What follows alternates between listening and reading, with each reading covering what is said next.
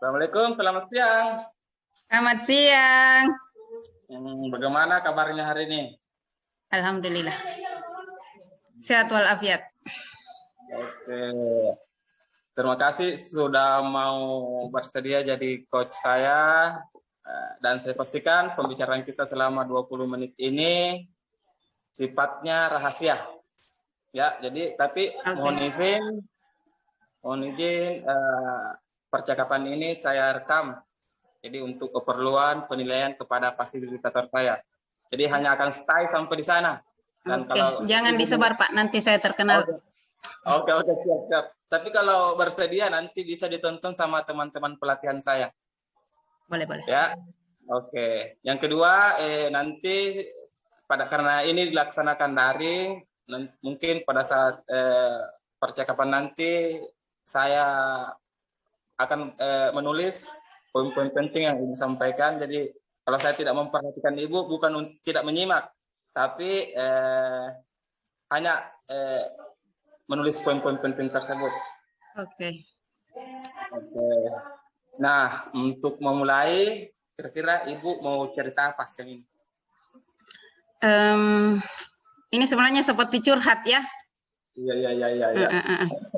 Jadi saya di sini sebenarnya sebagai seorang guru, masalahnya adalah tentang pembagian waktu tugas antara tugas pokok dan tugas tambahan, kehidupan pribadi dan kehidupan sosial. Kadang sangat sulit untuk membagi waktu karena ya itu tadi, tugas pokok dan tugas tambahan ditambah kehidupan pribadi dan sosial kita, ya otomatis itu kan semuanya harus seimbang sebenarnya, tetapi kadang sebagai ya manusia ada yang terlalu diprioritaskan sehingga beberapa yang lain jadi terbengkalai seperti itu.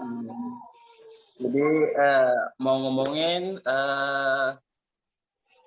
fokus antara tugas keluarga, sosial dengan pekerjaan yang menurut Ibu seolah-olah tidak bisa berjalan beriringan. Kalau difokuskan salah satunya pasti ada yang terabaikan. Oke. Pasti ada yang diabaikan. Iya, jadi dan memang yang paling sering menjadi korban adalah keluarga. Betul. Pasti anak keluarga yang waktu untuk keluarga yang selalu dikorbankan. Jadi agak berat memang, Bu. Agak berat. Di sisi lain, sebagai seorang ibu rumah tangga punya anak, pasti yang sangat butuh perhatian. Sementara di sisi lain, sebagai ASN pengembangan diri itu harus kita laksanakan sebagai pertanggungjawaban sebagai atasan. Oke. Dari topik ini kalau saya pasti akan sangat lebar. Jadi apa kira-kira yang ingin Ibu dapatkan dari percakapan kita ini selama 20 menit? Iya.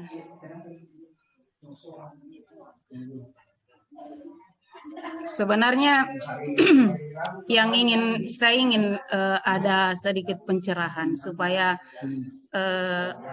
masalah ini walaupun tidak teratasi mungkin setidaknya bisa berkurang sedikit lah masalah-masalah yang bisa ditimbulkan dari ketidakseimbangan pola pekerjaan saya seperti itu.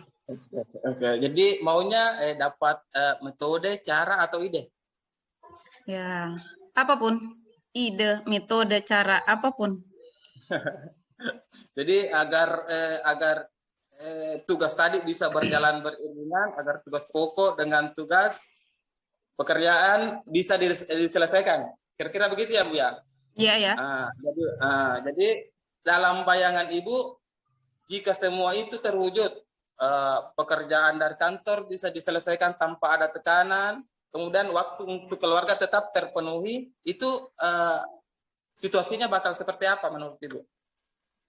Ya, itu harapan yang sangat walaupun mustahil, tapi tetap kita harus berharap bahwa tugas pokok terlaksana dengan baik, tugas tambahan pun yang diberikan karena sebagai bendahara juga bisa diselesaikan juga, dan tetap ada waktu untuk keluarga dan kehidupan sosial, karena terus terang sebagai apa ya, masyarakat yang tinggal di kompleks perumahan, otomatis kita tidak bisa hidup hanya sekolah, rumah kita punya tetangga, kita punya kehidupan sosial, punya keluarga juga, kadang ada acara pemangtik, semua itu harus pasti kita mau seimbang, semua bisa dipenuhi. Nah, ya dari situ pengaturan waktu sebenarnya yang jadi masalah. Oke, jadi kalau saya simpulkan, Ibu ini ada keseimbangan dalam pekerjaan antara tugas sebagai ibu rumah tangga, sebagai makhluk sosial di sekitar Ibu, dan juga di lingkungan sekolah Ibu. Iya. Ya. Di sekolah pun kita tidak sendiri ya, ada teman, ada kepala sekolah, ada siswa.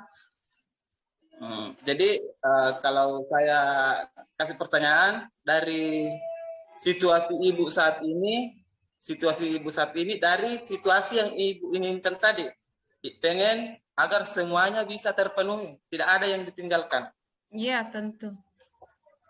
Saat ini Ibu berada di mana? Dari situasi yang tadi. Di situasinya sekarang terus terang saya kadang lebih fokus ke tugas tambahan. Tugas tambahan. Ya, kenapa? Rutinitasnya. Tugas pokok sekarang seolah-olah menjadi yang kedua. Dan karena tuntutan, tekanan, akhirnya tugas tambahan yang menjadi prioritas.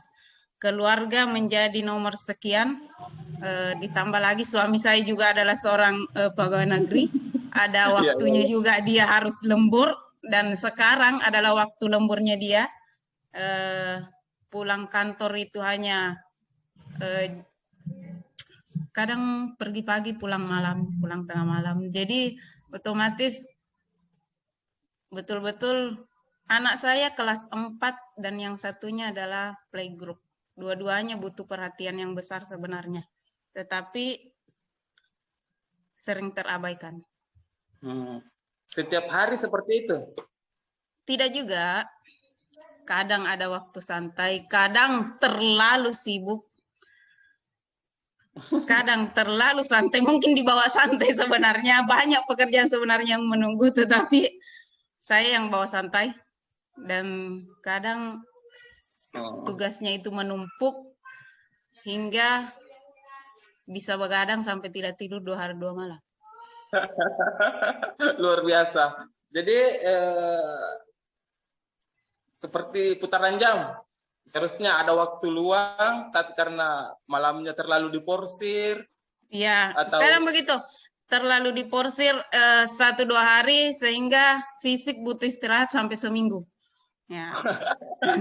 Jadi waktu untuk keluarga, untuk jalan tidak ada, seolah-olah tidak ada.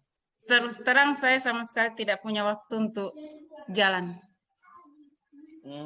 Sebetulnya tadi gue katakan ada hobi atau pekerjaan sampingan yang Ibu sebenarnya pekerjaan atau hobi apa sih yang ingin Ibu lakukan di sela-sela waktu itu tadi? Sebenarnya saya juga punya pekerjaan sampingan, pebisnis online, tapi walaupun tidak terlalu menyita waktu ya, karena itu kan namanya juga sampingan, sambilan. Yang kedua, saya punya hobi itu membaca. Tapi untungnya saya tidak punya hobi yang lagi tren itu, yang merawat bunga itu tidak. Alhamdulillah. Hobi saya hanya membaca novel sampai tidur. Kalau merawat bunga itu bisa sampai 10 jam. Ya, kalau alhamdulillah untungnya saya tidak hobi yang seperti itu. Oke. Jadi pengennya Ibu pengennya seberapa waktu yang ingin Ibu gunakan untuk mengerjakan semua itu? Ya, sebenarnya sih kalau perhitungan saya bagus, cuma masalahnya saya bisa diperhitungan tapi tidak bisa memanage. Itu kekurangan saya. Ya, saya seperti itu. Kadang saya jadwal hari ini saya mau kerjakan ini, besok ini. Tetapi kadang karena sesuatu hal sehingga tertunda, tidak sesuai dengan ya namanya manusia merencanakan, ya. Kadang rencana itu tidak terlaksana sehingga ya menumpuk lagi atau ada yang mendadak pekerjaannya. Dan ada satu hal juga kekurangan saya sebenarnya. Tidak bisa menolak ketika ada teman yang ingin dibantu. Oke. Dan saya sudah diprotes oleh kepala sekolah sebenarnya. Ya. Terus terang, beliau sudah protes. Kalau mau tugasnya selesai, tolong larang orang datang ke rumah yang mau minta tolong dikerjakan ini. Tapi ya, terus terang itu salah satu bentuk repressing saya. Jadi, saya sambung, sama sekali nggak ada waktu untuk melakukan hobi ibu tadi, membaca buku. Tidak ada waktu untuk bersama dengan keluarga, kalau bersama keluarga inti, ya kan terus terang bersama itu pasti bersama karena kita di rumah. Tapi quality time-nya itu yang tidak ada, ya. Karena anak saya yang bungsu kan dia seperti orang kantoran, sekolah pagi, pulang jam 5 sore. Jadi dia main jam 5 sore, malam itu waktu kumpul dengan keluarga sebenarnya. Kadang saya yang sibuk, kadang ayahnya yang sibuk. Jadi apa ya? Dan itu untuk keluarga inti, pasti kita bersama karena satu rumah. Tapi dengan keluarga yang lain, dengan orang tua saja saya misalnya, di tahun ini, tahun 2021, sekarang sudah pertengahan bulan 3, sudah hampir habis bulan 3, saya baru 1 kali pulang kampung. Apa yang membuat ya, alasannya sibuk. Oke. Jadi seolah-olah walaupun waktu libur tidak bisa menyempatkan diri ke rumah orang tua. Iya, harusnya kan hari Sabtu saya bisa ke sana, weekend, pulang Minggu. Tetapi kadang saya berpikir, saya mau memanfaatkan malam Minggu itu untuk begadang, mengerjakan sesuatu yang sudah tertunda seminggu misalnya. Jadi ya, begitu. Supaya minggunya saya bisa gunakan untuk tidur. Karena kalau hari-hari sekolah lain yang saya gunakan untuk begadang, besoknya saya ke sekolah, otomatis ya waktu istirahatnya benar-benar. Jadi kalau saya simpulkan, seolah-olah libur, tidak libur, tetap hari yang sama, tetap sama, ada aja pekerjaan. Saya selalu bilang libur panjang pun, libur semester itu hoax buat saya. Jadi seolah-olah nggak ada celah atau antara untuk melakukan hal itu, apalagi bertemu dengan orang tua di rumah yang itu tadi butuh waktu untuk ke sana karena jaraknya yang cukup jauh. Nah, sebetulnya apa sih yang ibu perlukan agar waktu yang luang tadi menurut ibu ada, waktu yang luang tadi yang menurut ibu ada, bisa ibu gunakan untuk melakukan hal-hal yang ibu inginkan tadi? Ya, sebenarnya intinya ini masalahnya di saya. Saya tidak bisa memanage waktu, terus terang. Minggu lalu saja, contoh minggu lalu. Saya rencana misalnya, hari ini pekerjaan rumah harus beres. Mencuci, melipat cucian, setrika, dan sebagainya. Tetapi tetangga mengundang ke rumah untuk bikin acara, kumpul-kumpul tetangga, arisan dan sebagainya, bercanda sampai 1 hari itu waktu habis di sana, tidak ada pekerjaan saya yang selesai.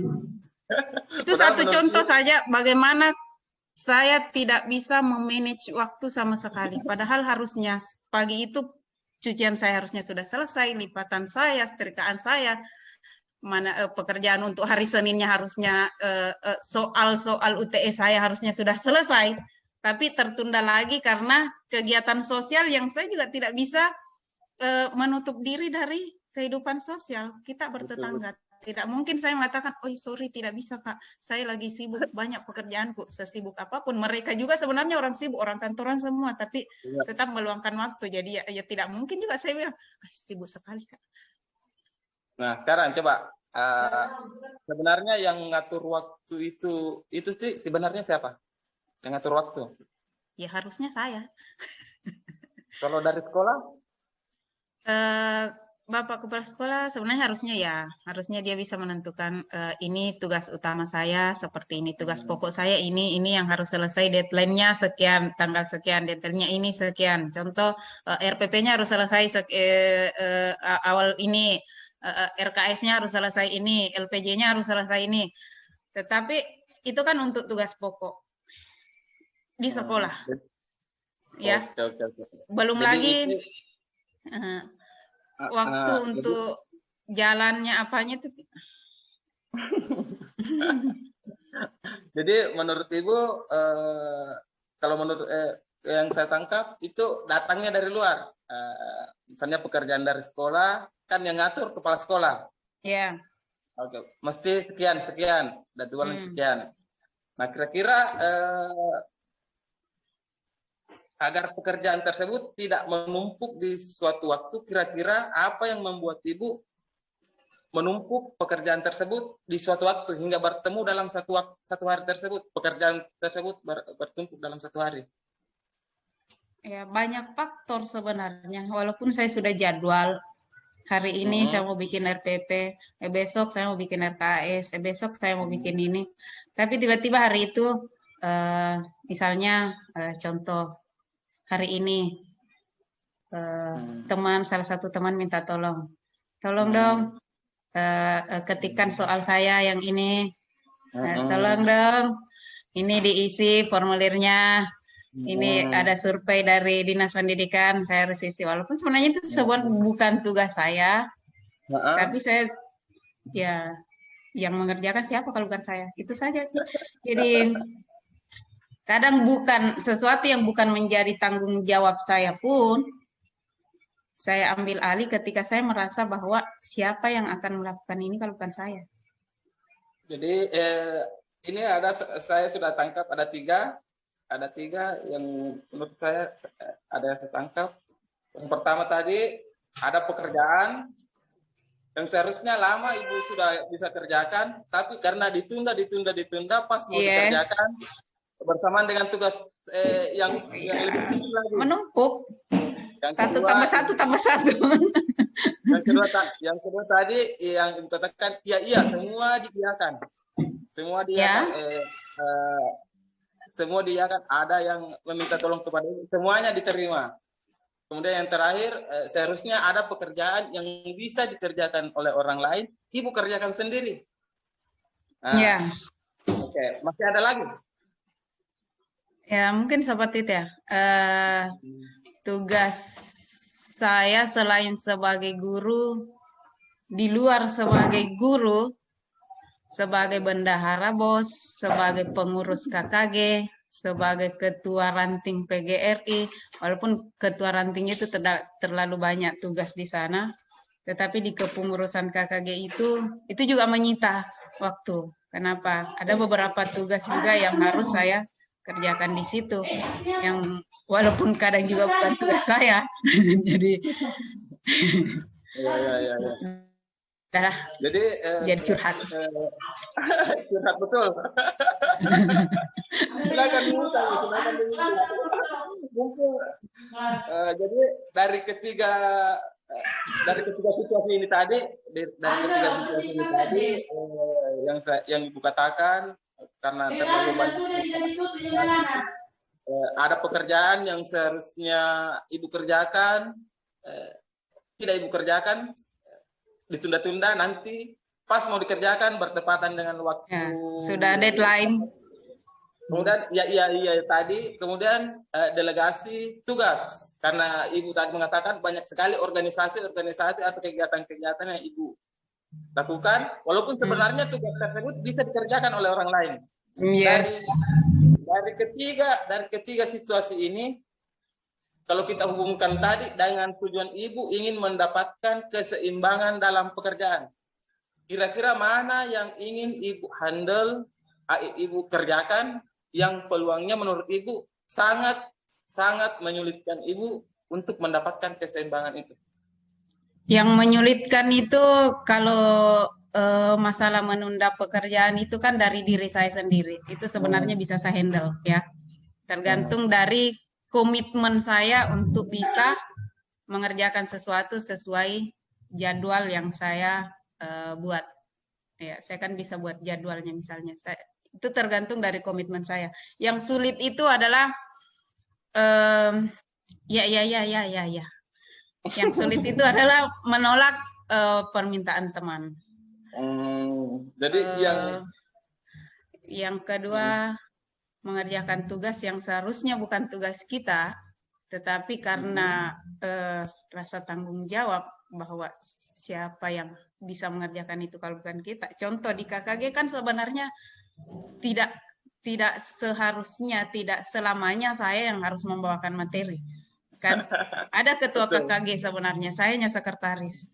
Tetapi karena itu dilimpahkan ke saya, oke. Saya yang harus handle, walaupun saya bisa menolak sebenarnya harusnya kan, tetapi kepada siapa saya serahkan pekerjaan itu. Jadi seperti itu. Ketika saya disuruh misalnya membuat, tolong susun jadwal pelajaran di sekolah, ya itu yang paling simpel sebenarnya. Saya seorang wali kelas, seorang bendahara. Menyusun jadwal pelajaran satu sekolah kan secara struktur kan sebenarnya bukan tugas saya. Tetapi saya merasa bertanggung jawab melaksanakan itu karena siapa yang akan melakukan itu kalau bukan saya. Jadi yang menurut Ibu tadi, mengiyakan ini yang Ibu pikir sangat sulit dengan mendelegasikan pekerjaan. Susah. Karena kita tidak tahu kapan waktunya orang mau minta tolong. Jadi kita tidak bisa jadwal kan. Oke. Terus ini sudah ada dua nih. Tadi yang mengiyakan dengan membuat jadwal. Jadi pengen nolak, tapi sangat sulit dilaksanakan.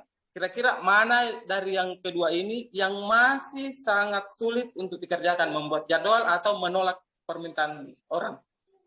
Menolak sih. Menolak susah. Kalau buat jadwal kadang saya juga bagaimana mau menolak kalau sudah datang ke rumah. Oke. Jadi kalau Ibu pikir menulis jadwal hanya tinggal ditulis, tinggal konsistensi bagaimana menjalankannya. Tinggal komitmennya, janji pada diri sendiri untuk konsisten melaksanakan yang sudah dijadwalkan. Oke. Jadi yang Ibu yang membuat Ibu oke saja, siap-siap saja itu, padahal sudah sebenarnya ada keinginan untuk menolak, itu apa? Sebenarnya ada keinginan untuk menolak, tapi apa? Ya tidak enak. Tidak tahu juga bagaimana cara bicaranya. Cara ngomongnya menolak itu seperti apa. Oke. Contoh ya ada satu. Terus terang. Kan selama ini sebenarnya teman kalau masalah dana bos itu hanya konsultasi. Bu, kalau masalahnya seperti ini diapakan? Oke, it's okay. Saya bantu. Saya jelaskan selama saya bisa. Tetapi ada satu sekolah yang rawat inap mungkin istilahnya saya. Laptopnya itu di rumah. Saya yang harus kerja punyanya dia. Yang selama ini teman itu datang ke rumah, itu saya hanya mengajarkan cara mengerjakannya. Nah, yang satu orang ini saya harus kerjakan sendiri. Bukan dia belajar mengerjakan. Ini sebenarnya yang saya mau tolak, tapi saya tidak bisa. Saya tidak tahu bagaimana cara menolaknya. Ya, saya tidak tahu caranya seperti apa untuk menolak. Pengennya kalau ada yang kayak begitu, supaya mengiyakan itu tidak menjadi masalah buat Ibu, sehingga membuat pekerjaan Ibu sendiri tertunda. Pada saat ada permintaan seperti itu, Ibu mau yang situasi bagaimana?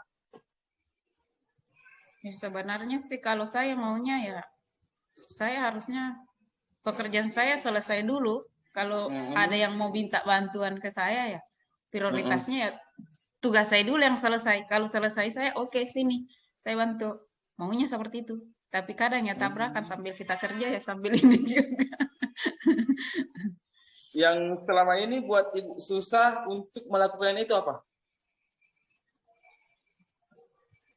Tak enak. Tidak enak. Mungkin takut atau merasa orang kecewa dengan Ibu. Ya? Ya, intinya seperti itu, tidak enak dan tidak tahu bagaimana cara menyampaikan penolakan yang supaya ya kan sebenarnya gampang. Kalau kita mau menolak ya menolak, enggak mau Kak. Tapi kan enggak enak didengar tuh. Jadi ya dibawa ke perasaan lagi pasti kita juga bagaimana perasaan kalau ditolak permintaan. Bagaimana rasanya kalau kita sedang sangat butuh mau dibantu tetapi orang yang kita minta bantuan menolak dengan berbagai alasan kan pasti kecewa. Oke. Nah, pengen nolak tapi takut orang yang meminta bantuan sama kita kecewa atau berpikir negatif. Nah, saya kira jika ini sudah bisa dioptimalkan, sudah bisa dihandle, saya kira yang ngatur-ngatur jadwal ini sudah bisa Ibu laksanakan. Nah gini, saya kembalikan ke Ibu. Kira-kira, misalnya Ibu minta tolong kepada saya. Kebetulan saya sama sekali tidak punya waktu untuk membantu Ibu. Kira-kira jawaban seperti apa yang bisa membuat Ibu tidak kecewa dengan penolakan saya? Sebenarnya tidak ada jawaban yang tidak membuat saya kecewa ketika saya ditolak. Pasti kecewa. Hanya saja yang saya harus lakukan pasti pemakluman ya. Memaklumi jika memang alasan yang diberikan kepada kita masuk akal. Oke. Jadi, kalau perasaan kecewa pasti saya tidak bisa hilangkan itu ya. Ketika orang ditolak pasti perasaan kecewa itu pasti ada. Cuma ya kita yang harus dilakukan itu pasti memaklumi, mengerti jika memang alasan yang diberikan kepada orang itu, kepada kita itu adalah alasan yang masuk akal. Ya, oke. Jadi saya rasa itu tadi ide yang sangat bijaksana. Jadi ada ide yang sangat bijaksana. Nah, kira-kira sampai di titik ini dari yang Ibu alami sekarang dengan yang Ibu alami dari tujuan awal tadi, pengen dapat metode atau cara untuk keseimbangan pekerjaan dengan yang berjalan dengan baik, supaya bisa berjalan dengan baik. Sekarang sepertinya sudah ada bayangan ya. Saya harus bisa mengatur jadwal. Pertama harus bisa membuat skala prioritas dari pekerjaan yang harus saya lakukan. Ya. Harus ada skala prioritas mana yang harus saya utamakan, mana yang saya keduakan dan seterusnya. Dan yang kedua pastinya harus bisa belajar untuk bisa menolak sekiranya ada sesuatu hal yang mungkin sebenarnya tidak bisa untuk saya lakukan secara bersamaan ke semuanya. Nah, jadi sepertinya awalnya yang dari situ saya harus tahu skala prioritas saya. Oke, kira-kira dari percakapan kita ini, misalnya Ibu kembali nanti ke rumah, apa yang ingin Ibu lakukan beda dalam menghadapi pekerjaan dan keluarga Ibu? Yang pertama mungkin itu ya, membuat jadwal skala prioritas tentang pekerjaan mana yang harus saya lakukan dan komitmen untuk bisa melakukan itu, konsisten dan sepertinya saya harus belajar untuk bisa menolak tanpa mengecewakan orang walaupun itu sangat sulit. Ya, saya orangnya terbiasa memberikan solusi. Jadi kalau mungkin saya tidak bisa membantu, mungkin saya bisa memberi solusi dengan mengalihkan pekerjaan itu kepada orang lain. Saya harus belajar untuk tega ini sepertinya. Seperti pegadaian Ibu. Mengatasi masalah tanpa masalah. Oke. Nah ini kan sudah di akhir percakapan. Oke. kira-kira yang bisa disimpulkan dalam beberapa kalimat tadi, kira-kira apa yang akan dilakukan dan siapa yang bisa membantu Ibu dalam merencanakan itu semua? Oke, yang harus saya lakukan itu itu tadi kan ya, membuat jurnal, mengatur jadwal, skala prioritas dari pekerjaan saya, mana yang penting, mana yang pokok, mana yang tambahan. Bisa mengatur waktu untuk keluarga, tentunya yang belajar menolak jika memang itu sebenarnya tidak sanggup untuk saya lakukan semuanya ya.